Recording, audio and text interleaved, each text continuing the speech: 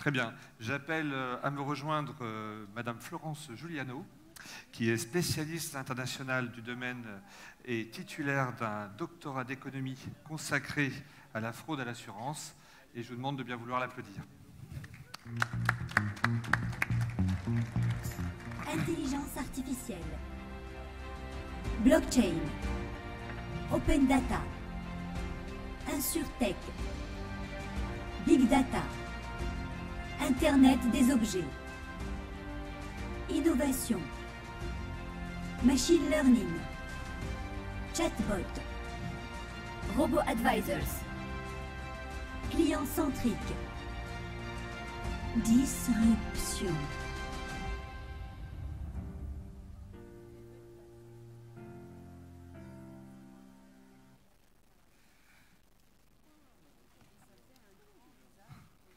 Très bien, bonjour à tous. Je suis vraiment très honorée d'être parmi vous aujourd'hui pour vous parler d'un sujet qui me passionne depuis plus de 20 ans, la lutte contre la fraude à l'assurance et l'utilisation de techniques statistiques avancées, qu'on appelle aujourd'hui l'intelligence artificielle. Ma présentation se fera en 2 temps ce matin. Donc, dans un premier temps, je vais parler des tendances actuelles de la fraude à l'assurance pour fixer les concepts. Et ensuite, je vous expliquerai les apports de l'intelligence artificielle.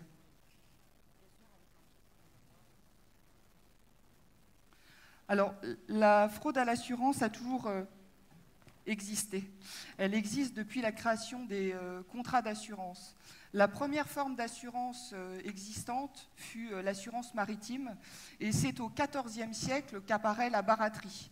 La baratterie du verbe barater, signifiant tromper. C'est un premier type d'escroquerie qui consistait à faire couler des bateaux en mauvais état, chargés de biens de faible valeur, le tout, bien évidemment, étant assuré au prix le plus fort pour pouvoir optimiser le remboursement du sinistre. Ensuite, au XVIIIe siècle, vient l'assurance incendie, avec cette célèbre citation de Napoléon qui a dit au moment où on a créé l'assurance incendie « Mais vous voulez donc faire brûler toute la France ». Donc les incendies frauduleux sont des incendies volontaires commis ou commandités par l'assuré dans le but de régler des sommes très importantes en contrepartie d'un bien vétuste ou de valeur inférieure à celle stipulée dans le contrat. À la seconde moitié du XIXe siècle, se généralise l'assurance sur la vie. Et il y a un cas très médiatique, donc c'est le cas du procès du médecin Couty de la Pommeraye en 1864, qui avait en fait fait souscrire, c'est un abus de faiblesse, qui avait fait souscrire par sa cliente un contrat d'assurance vie il l'a supprimé malheureusement. Et le but était de toucher le capital garanti de ce contrat.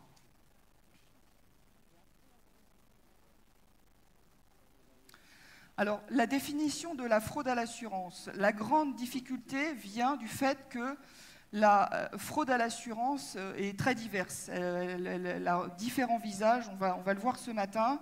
Et aujourd'hui, il n'existe aucune réglementation légale pour la fraude à l'assurance, ni dans le code civil, ni dans le code pénal, ni dans le code des assurances. Donc en fait, on va aller se rattacher à la notion d'escroquerie à l'assurance. Donc en France, l'article 313.1 du code pénal, et par exemple au Maroc, l'article 540 du code pénal marocain.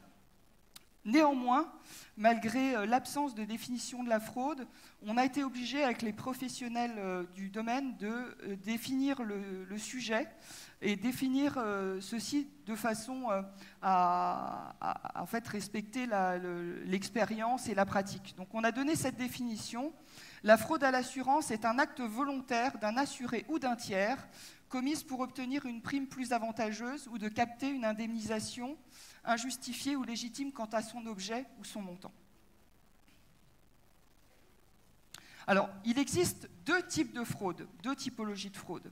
D'un côté, la fraude individuelle et de l'autre, la fraude organisée, qui est une fraude où il y a des collusions entre différents agents économiques.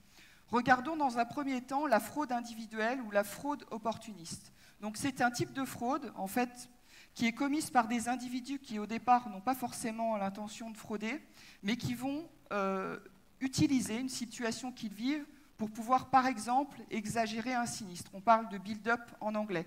C'est un type de fraude qui touche énormément l'assurance IARD, donc la non-vie, notamment la branche automobile ou les branches également, les types de sinistres en AT. La caractéristique principale de ce type de fraude, c'est qu'elle est très nombreuse. Donc en fait, en termes de fréquence, la fréquence est importante. En revanche, le coût moyen de ce type de fraude est plutôt faible, voire moyen.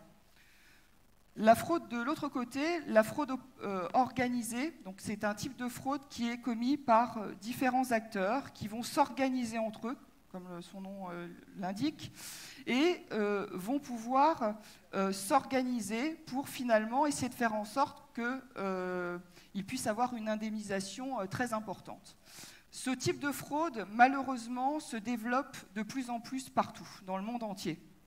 Et c'est vrai qu'aujourd'hui, avec la digitalisation, donc on voit aussi la cybercriminalité se développer partout dans le monde, les fraudeurs vont tirer parti de ces nouvelles technologies pour frauder. Donc concrètement, ce type de fraude, en termes de fréquence, elle n'est pas très importante, mais par contre, les montants sont très importants. Alors, c'est important de définir les concepts parce que pour bien travailler sur la détection de fraude, je crois qu'il est important de déjà bien comprendre ce que c'est, donc définir le concept, et puis après on le verra le quantifier. On remarque en fait globalement partout un changement, une mutation des modes opératoires des fraudeurs. C'est-à-dire que effectivement, on a toujours l'ancrage de la fraude opportuniste, la fraude individuelle qui est là, mais vient s'ajouter, si vous voulez, ces fraudes organisées, avec malheureusement des cumuls d'assurances, des faux décès, des multiplicités de types de fraudes organisées. Et en fait, la particularité, c'est qu'elles viennent à se combiner. Donc en fait, par exemple, un faux décès avec des cumuls d'assurances, où là, en fait, véritablement, les gains pour le fraudeur sont très importants. Donc on a effectivement une mutation des fraudes traditionnelles vers des fraudes organisées, avec malheureusement de l'internalisation aussi et de la professionnalisation des fraudeurs. Alors, les enjeux financiers au niveau international. Je vais commencer par regarder les chiffres européens. Donc la France, l'ALPHA, l'Agence pour la lutte contre la fraude à l'assurance, estime la fraude à peu près 15% des règlements. Donc au niveau des chiffres, ça donne à peu près 2,5 milliards d'euros de fraude à l'assurance, en termes de réellement ce qui serait subi. Les chiffres aujourd'hui, puisque la profession en France c'est quand même très bien organisé, les assureurs sont équipés tous individuellement, mais en plus il y a des efforts faits au niveau de l'association. Néanmoins, les derniers chiffres, c'est plus de 65 000 sinistres détectés et prouvés en tant que fraude, pour un montant à peu près de 300 millions d'euros. Donc vous comprenez bien que, en termes de chiffres, ce qui est véritablement détecté, prouvé et le potentiel de récupération, il y a néanmoins, même sur ce pays, des efforts à faire. Donc quelques chiffres également dans l'Europe. Donc la Suisse qui estime la part des sinistres frauduleux à environ 10%. L'Allemagne, donc le GDV qui estime les pertes liées à la fraude à 4 milliards d'euros. Ensuite, en Asie, donc deux exemples de chiffres. D'abord, la Corée du Sud, qui va estimer la fraude et les pertes annuelles sur la fraude à l'assurance à 4,5 milliards de dollars. Et Singapour, qui estime la part de sinistres, de réclamations frauduleuses à environ 20%. En Océanie, donc en Australie plus exactement, le coût de la fraude est également estimé à 2 milliards de dollars. Et enfin, aux États-Unis, 80 000, donc le coût de la fraude serait estimé à 80 milliards de dollars, dont 32 milliards sur la seule assurance non-vie. Donc qu'en est-il de l'Afrique ? Il est très difficile de trouver des statistiques. J'ai essayé de faire beaucoup de recherches. Donc on voit énormément de choses dans la presse, donc sur des fraudes d'ailleurs organisées, mais il est très difficile de trouver des statistiques pour le marché africain. Pourquoi? C'est que ce marché de l'assurance est finalement peu consolidé. On constate une absence de consortium d'assurance, hormis quelques exceptions, dont l'Afrique du Sud, dont je voudrais souligner l'activité. Donc le SAICB, qui est l'Insurance Fraud Bureau sud-africain, a été créé il y a déjà une vingtaine d'années, et depuis une dizaine d'années, c'est organisé pour pouvoir pooler les données, donc regrouper les données sur l'assurance automobile, pour pouvoir détecter les cas de fraude organisés, notamment. Donc je reviens à l'Afrique. Moi, je pense que quand on regarde les statistiques à minima mondiales, la part de la fraude par rapport aux sinistres payés représente environ 10%. Il y a peu de chances que l'Afrique échappe à cette règle. Donc, pour moi, il y a une opportunité pour l'Afrique de pouvoir accompagner sa croissance du marché de l'assurance en tirant parti des expériences des pays les plus matures, les mieux organisés pour lutter contre la fraude. Donc, quelles sont ces meilleures pratiques? Les meilleures pratiques, tout d'abord, c'est la création de consortiums d'assurance, c'est-à-dire le regroupement, donc sous la coupe des fédérations, être capable de s'organiser dans un but commun, pouvoir travailler à la prévention, à la diffusion de la culture de la lutte antifraude au sein des pays. Ça, c'est une première chose. Deuxième meilleure pratique observée, c'est la collaboration entre les assureurs et les pouvoirs publics. Donc aujourd'hui, il y a effectivement il y a déjà beaucoup de choses qui sont faites, mais il y a encore des progrès à faire dans ce domaine. C'est-à-dire qu'en fait, il va falloir travailler pour être plus organisé, pour pouvoir mieux coordonner les enquêtes quand il y a une multiplicité d'assurances et pouvoir étudier en fait le résultat de ces enquêtes pour pouvoir bien comprendre les typologies de fraude. L'idée, c'est quoi? C'est de pouvoir avoir une cartographie de la fraude, une cartographie des fraudes à l'assurance qui sont très très différentes en fonction des branches et des typologies de sinistres. Donc les modes opératoires sont très différents. Et ça va nous permettre de pouvoir travailler sur ce qu'on appelle des clignotants de fraude ou des indicateurs de fraude qui sont finalement des combinaisons de variables qui vont nous faire penser qu'un sinistre ou une réclamation sera frauduleuse. Troisième meilleure pratique observée, c'est le partage automatisé des informations entre les assureurs. Donc tout d'abord, pour pouvoir consolider les chiffres de la lutte, c'est-à-dire qu'aujourd'hui, tous les assureurs font des efforts pour pouvoir lutter individuellement contre la fraude, principalement opportuniste, puisque c'est lié à leurs données. Et l'idée est de pouvoir centraliser ces informations pour pouvoir déjà se rendre compte de l'ampleur du phénomène au niveau national. Ensuite, deuxième intérêt, c'est la mutualisation des coûts. Donc pouvoir homogénéiser les systèmes et pouvoir partager les coûts de la lutte avec d'autres assureurs ou d'autres mutuelles.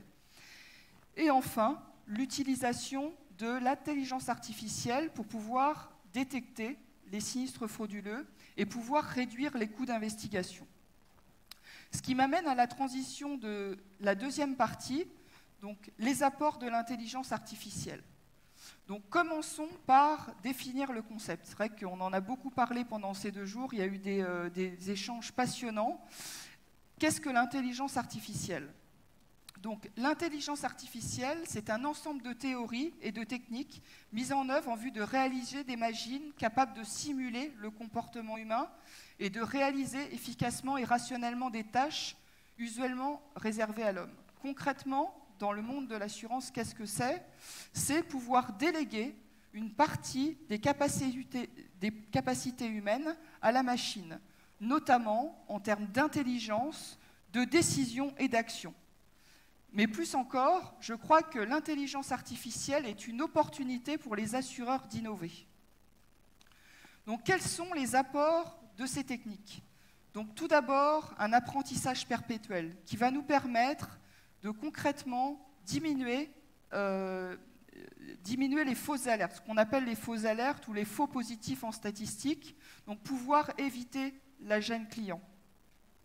Ensuite, automatiser. Concrètement, qu'est-ce que ça veut dire automatiser? Ça veut dire initialiser automatiquement des alertes et pouvoir centraliser les informations dans une interface unique pour que les collaborateurs puissent travailler sur la preuve de la fraude. Et on sait combien c'est difficile parfois de pouvoir prouver qu'un sinistre suspect est frauduleux.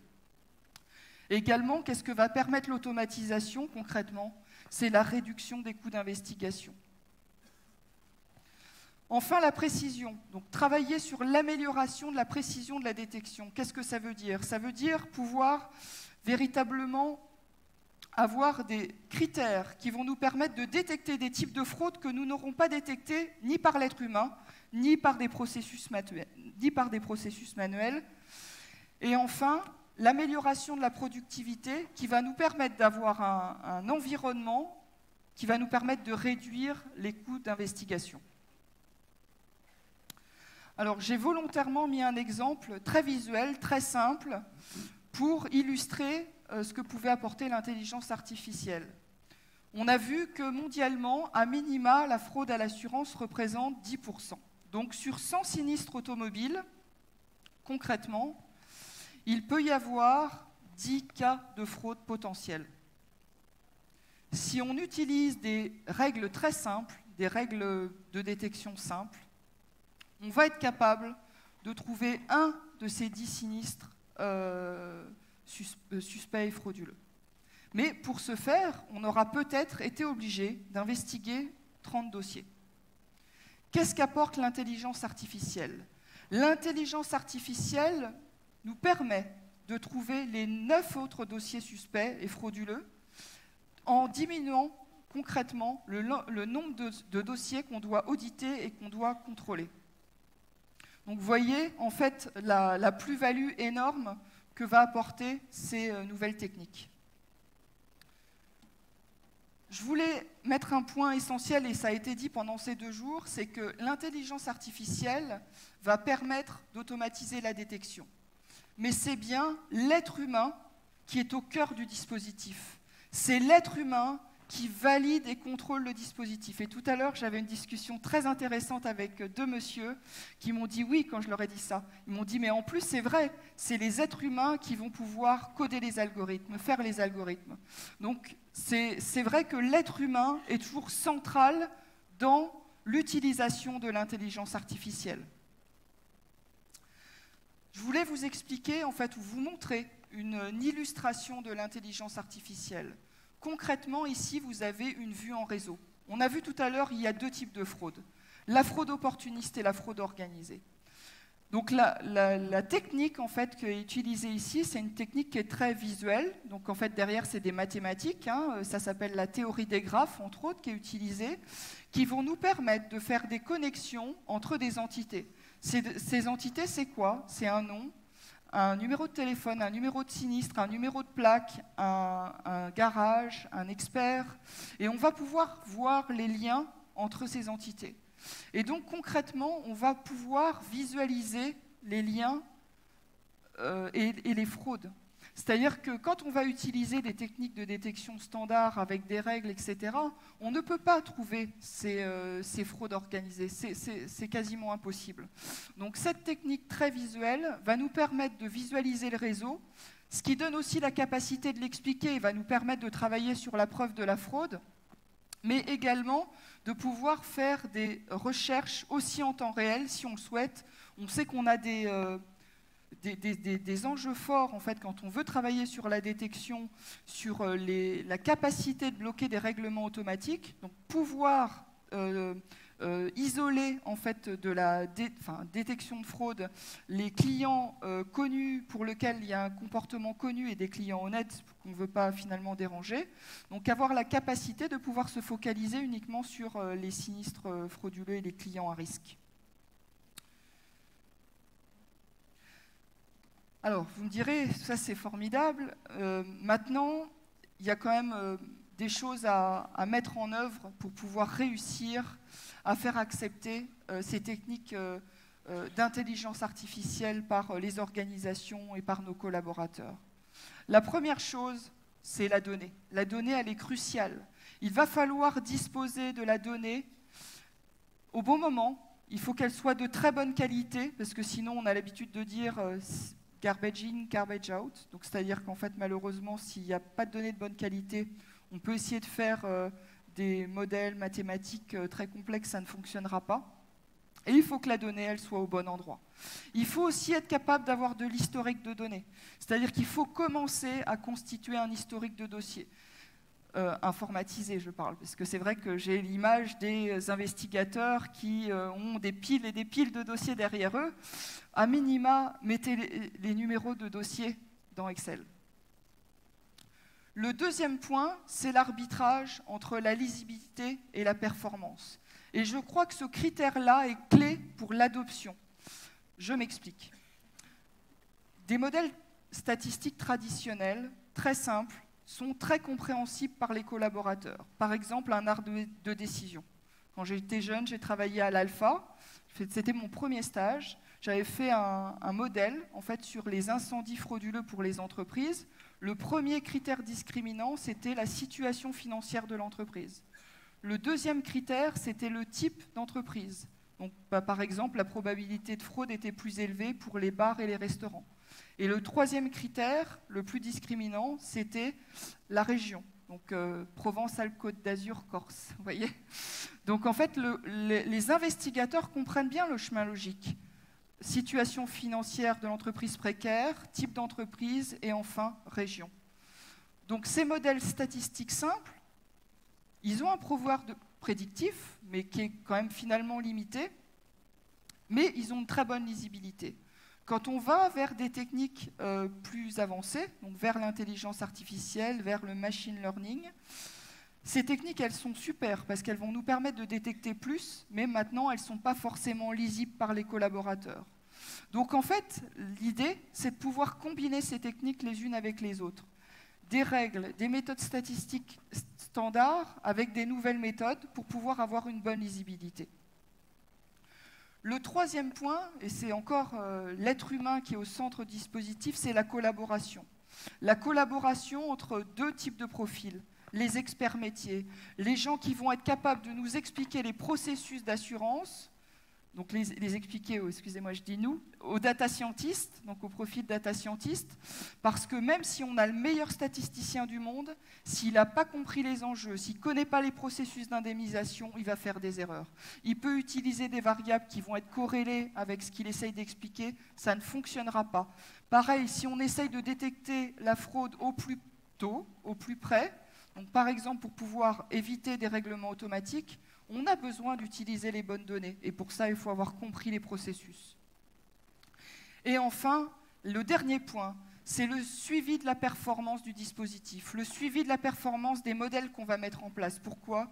Parce que les fraudeurs, malheureusement, sont très agiles, très habiles, très intelligents, et vont systématiquement adapter leur comportement au contrôle qu'on va mettre en place. Donc, il faut pouvoir monitorer le système. Sinon, le problème, c'est qu'on va finalement générer des fausses alertes. Donc on va transférer le problème aux équipes d'investigation. Et c'est dramatique parce que quand on travaille sur la lutte contre la fraude, on doit chercher à, certes, augmenter la détection, mais aussi pouvoir augmenter le taux de succès des investigations.